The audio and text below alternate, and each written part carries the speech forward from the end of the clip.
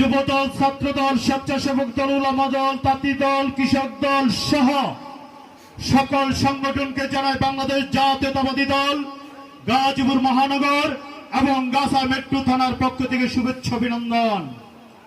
আমি অত্যন্ত আনন্দিত এবং গর্বিত আজকের এই সভায় আমরা সকলে একত্রিত হতে পেরেছি।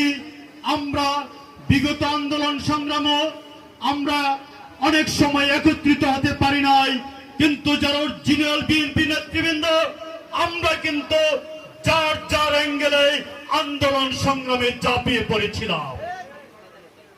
কোন রকমের হাসিনা বিরোধী আন্দোলনে ছাড় দেয় নাই। আজকের ঐক্য আগামী দিনের পথ চলা অত্যন্ত সুদৃঢ় করবে।